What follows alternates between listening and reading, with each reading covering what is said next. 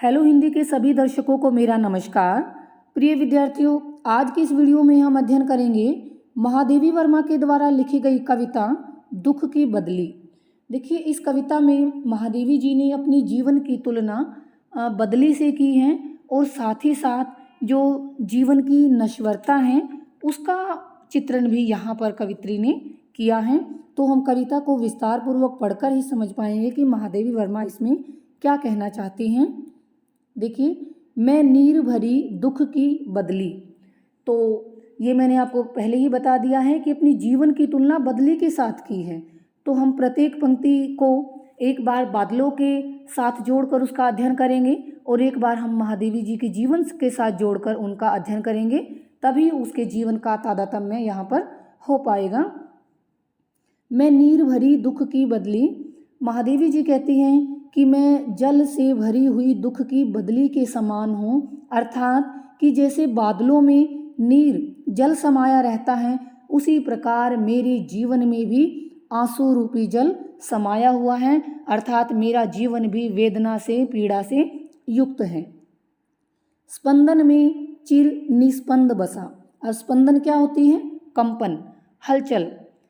महादेवी जी कहती हैं कि जिस प्रकार बादलों में कंपन होने पर या हलचल होने के बाद भी उनके अंदर एक निस्पंदता का भाव, एक स्थिरता का भाव बसा होता है, अर्थात कि बादल अचल होकर आकाश में ही रहते हैं, उसी प्रकार कवित्री कहती हैं कि मेरे कंपन में मैंने चिर निस्पंद उस अचल ईश्वर को बसाया हुआ है, अचल ईश्वर को अपने अंदर समाहित किया हुआ है।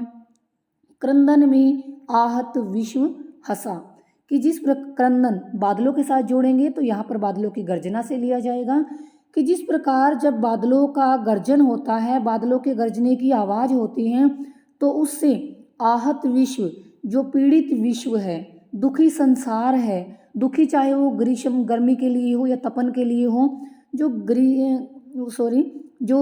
दुखी संसार हैं वो हंसने लग जाता है, वो प्रसन्न हो जाता है। उसी प्रकार महादेवी जी कहते हैं कि मेरे करुणा से भरे हुए गीतों को सुनकर ये संसार के लोग प्रसन्न हो जाते हैं। मेरे करुणा से भरे हुए गीत इस संसार को प्रसन्नता प्रदान करते हैं। नयनों में दीपक से जलते। अब आगे महादेवी जी क्या कहते हैं कि जिस प्रकार बादलों में बिजली के दीपक जलते हैं और वो हंसते हुए प्रतीत होते हैं, जिस प्रकार बादलों में बिजली चमकती है, बिजली के दीपक जलते हैं, उसी प्रकार मेरी आँखों में भी विरह वेदना के दीपक जल रहे हैं। पलकों में निर्झरणी मचली। अब आगे क्या कहती हैं कवित्री कि जैसे जब बादल वर्षा करते हैं और एक जल की लगातार ऐसे ऐसे झड़ी सी लग जाती हैं, तो उसे देखकर ये लगता है कि जैसे जल की निर्झरणी नदी, जल की नदी बह रही हो। ठीक है, कि बादल जब वर्षा करते हैं और जल की एक झड़ी सी लग जाती है तो उसे देखकर ये लगता है कि जैसे नदी बह रही हो, प्रवाहित हो रही हो। उसी प्रकार महादेवी जी कहती हैं कि मैं जो प्रियतम प्रिय यानी ईश्वर, उस परमात्मा के वियोग में मेरी आँखों से भी नदी के समान आंसुओं की धारा बहती रहती है। आगे देखिए, मेरा पग पग संगीत भरा। अब आगे महादेवी जी कहती हैं कि जब वर्षा होती है तो उस वर्षा की ध्वनि, बूंदों के गिरने की आवाज़, वो ध्वनि एक मधुर संगीत से भरी होती है कि बादलों की से बरसने वाला जो जल है उसकी धाराओं में संगीत का स्वर गूंजता है। उसी प्रकार मेरे जीवन में भी प्रत्येक कदम कदम पर संगीत भरा हुआ है। श्वासों से स्वप्न पराग झरा। अब आगे वो क्या कहती हैं कि जैसे वर्षा के समय हम देखते हैं कि वर्षा के समय जब वायु बहती है तो उस समय उसके अंदर पराग, जो फूलों का मकरंद है, झरा, वो झरता रहे, वो उसके अंदर समाहित होता है। वर्षा के समय चलने वाली जो वायु है उसके अंदर फूलों का मकरंद समाया रहता है। उसी प्रकार कवित्री कहती हैं कि मेरी प्रत्येक सांस में उस प्रियतम को, उस ईश्वर को पाने के लिए एक कामना या एक आकांक्षा भरी हुई रहती हैं, अर्थात वो कहना चाहती हैं कि मैं अपने प्रियतम की विविध प्रकार की विविध मतलब अनेकों प्रकार की कल्पनाओं में खोई रहती हूँ। नभ के नव रंग बुनते दुकुल, दुकुल क्या होता है? दुपट्टा। अब आगे वो कहती हैं कि जैसे वर्षा के समय हम देखते हैं नभ में, आकाश में, वर्षा के समय आकाश में रंग बिरंगे आकार के बादल दिखाई देते हैं, और जो उसके वर्षा के बाद आकाश में हम देखते हैं ना कि आकाश साफ स्वच्छ होता है तो इंद्रधनुष दिखाई देता है। तो वर्षा के समय आकाश में जो रंग बिरंगे आकार के बादल दिखाई देते हैं वो इंद्रधनुष के रूप में आकाश में अपनी रंगों को, अपनी आभा को बिखेरते हैं। उन्हें देखकर ऐसे लगता है दुकुल मानो वो उस बदली के दुपट्टे हो, दुकुल उस बदली के रंगों से भरे हुए दुपट्टे हो। तो उसी प्रकार कवित्री कहती हैं कि जो मेरा रुदन है, मेरे उस करुणा में भी उस ईश्वर की रंग बिरंगी शोभा समाई हुई है। क्या कहती हैं कि उसी प्रकार मेरे अंदर उस परमात्मा की रंग बिरंगी शोभा समाई हुई है। छाया में मलय बयार चली। अब आगे वो कहती हैं कि जैसे बादलों की छाया में मलय पर्वत से बहने वाली बयार वायु, और वो वायु कैसी है? धीमी धीमी है, सुगंधित है, शीतल है। तो जैसे बादलों की छाया में मलय पर्वत से आने वाली धीमी सुगंधित शीतल वायु चलती है, बहती हैं, उसी प्रकार कवित्री कहती हैं कि वो प्रियतम, वो ईश्वर मुझे उसी प्रकार उसके जब मुझे अब यहाँ पर बादलों की छाया में शीतल वायु चल रही है मलय पर्वत से, तो यहाँ पर कवित्री कहती हैं उसी प्रकार उस प्रियतम की, उस ईश्वर की छत्र छाया में मुझे असीम आनंद, सुख और शांति की अनुभूति होती है। आगे देखिए, मैं क्षितिज भ्रिकुटी पर घिर धूमिल। अब यहाँ पर कवित्री क्या कहती हैं? क्षितिज क्या होता है कि ऐसा स्थान, आकाश का वह स्थान जहाँ पर पृथ्वी और आकाश मिलते हुए दिखाई देते हैं, उस स्थान को क्षितिज बोला गया है। अर्थ मैंने आपको बता ही दिया है, तो मैं यहाँ पर इस कविता में क्षितिज शब्द का ही इस्तेमाल कर रही हूँ। मैं क्षितिज, भ्रिकुटी होती है बोहें। महादेवी जी कहती हैं कि जिस प्रकार क्षितिज पर जो बादल हैं वो धूमिल से, अस्पष्ट से दिखाई देते हैं, जैसे क्षितिज पर बादल धूमिल से, अस्पष्ट से, हल्के हल्के से दिखाई देते हैं। अविरल होता है निरंतर, लगातार, भार बनी अविरल, और लगातार फिर वो बादल गहरे होते जाते हैं। ठीक है, और लगातार वो बादल फिर गहरे होते जाते हैं। उसी प्रकार महादेवी जी कहती हैं कि मेरी भ्रिकुटी पर, मेरी बाहों पर पहले तो चिंता, वो चिंता की रेखाएं पहले तो धूमिल धूमिल सी ही होती हैं, हल्की हल्की सी होती हैं, बहुत कम होती हैं, लेकिन बाद में वो चिंता की रेखाएं, वो चिंताएं भार बनकर, बोझ बनकर मेरे जीवन में व्याप्त हो जाती हैं, समा जाती हैं।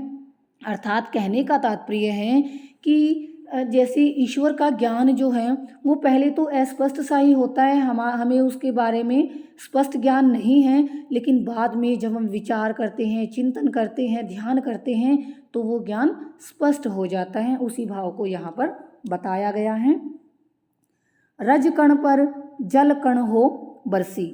अब जैसे बादलों की बूंदें, जैसे बादलों का जल रज कण, धरती की उस धूली, रज धूल, धरती पर उन धूल के कणों पर पड़ता है, या बादल जब उस धरती पर धूल के कणों पर बरसते हैं, नव जीवन अंकुर बन निकली, तो उसमें से, धरती में से जो बीज हैं वो नव अंकुर बनकर निकलते हैं, और उसमें जैसे मानो नव जीवन, एक नव जीवन का, एक नूतन जीवन का संचार हो जाता है।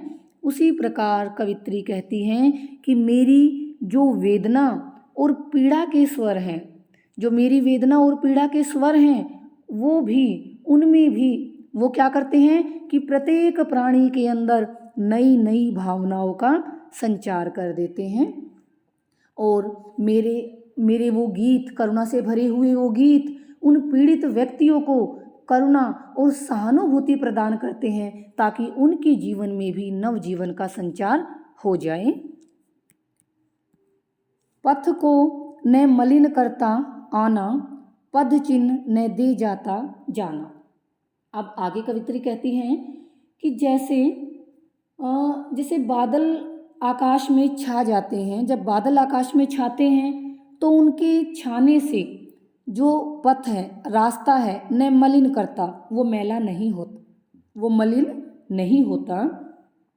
पद चिन्ह न दे जाता जाना, और फिर उनके चले जाने पर सॉरी, एक एक पंक्ति को ही हम देखते हैं पहले।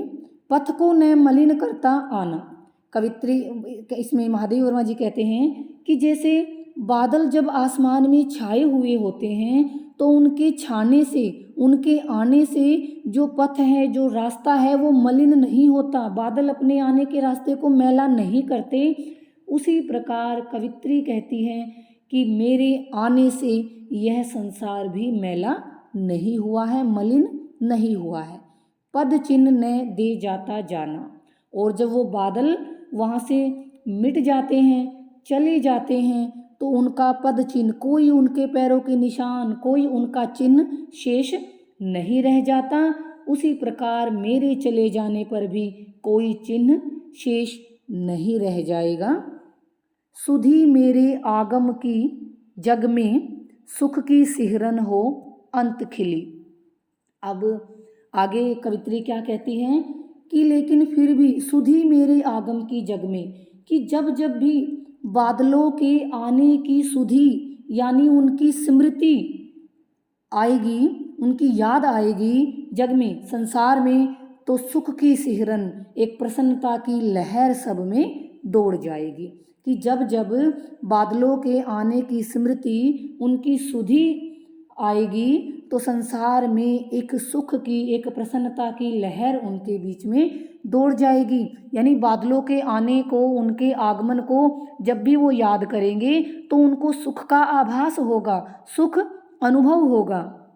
उसी प्रकार कवित्री कहती हैं कि उसी प्रकार कवित्री क्या कहती है कि मेरे आगमन की, जो मैं संसार में आई, उसी प्रकार मेरे आगमन की स्मृति मात्र से ही इस संसार में सुख की सिहरन यानी उल्लास की सिहरन उत्पन्न हो जाएगी। यानी कभी भी जब ये संसार में मेरी सुधि या मेरी स्मृति इनको आएगी तो संसार के लोगों को एक सुखद सा ही अनुभव होगा। विस्तृत नभ का कोई कोना, मेरा न कभी अपना होना। अब क्या कहती है महादेवी जी इन पंक्तियों में आगे, विस्तृत फैला हुआ दूर तक विशाल, नभ आकाश का कोई कोना, कोई भी कोना। कि जैसे बादल आकाश में रहते हैं, वो आकाश के किसी भी एक भाग से उत्पन्न होते हैं, आगे बढ़ते हैं और फिर कहीं वर्षा करते हैं और चले जाते हैं, इसी प्रकार का है ना। तो विस्तृत नभ का कोई कोना, वो कहते हैं कि जैसे बादल आकाश में रहते हैं लेकिन इतने विशाल आकाश का कोई भी कोना उनका अपना कहने के लिए नहीं होता। वो तो बादल इधर उधर भ्रमण करते रहते हैं, तो कोई भी कोना उनका अपने लिए नहीं होता कहने को। तो उसी प्रकार महादेवी जी भी कहती है अपने जीवन के बारे में कि इस विस्तृत, इस विशाल संसार में मेरा भी कोई अपना स्थान नहीं है, मेरा न कभी अपना होना।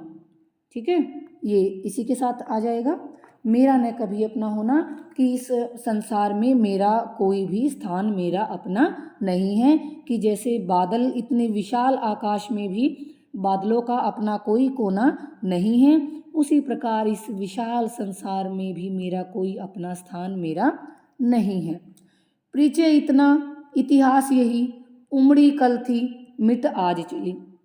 वो क्या कहती हैं कि जैसे बादलों का परिचय, बादलों का इतिहास केवल इतना ही है कि वो अभी अभी तो उमड़ी थी, ठीक है, अभी अभी तो वो उमड़ कर चली थी, मिट आज चली, और जैसे ही वर्षा हुई, वर्षा करने के पश्चात उसका अस्तित्व ही नहीं रहता। बादलों का इतिहास, उनका परिचय इतना सा ही है कि वो अभी अभी तो उमड़ी थी, उमड़कर चली थी और वर्षा करने के पश्चात उसका अस्तित्व ही समाप्त हो गया, वो देखते देखते ही मिट गई। उसी प्रकार महादेवी जी अपने जीवन के बारे में कहती हैं कि मेरी जीवन का भी इतना ही परिचय, इतना ही इतिहास है।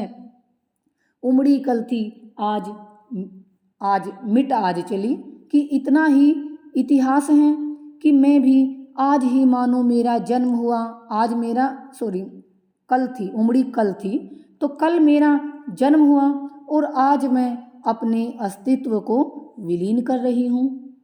तो मेरा जीवन का भी इतना ही परिचय है, इतना ही इतिहास है कि मैं कल आई थी और आज मैं जा रही हूँ। तो कवित्री ने बदली के माध्यम से जीवन की नश्वरता का वर्णन यहाँ पर किया है।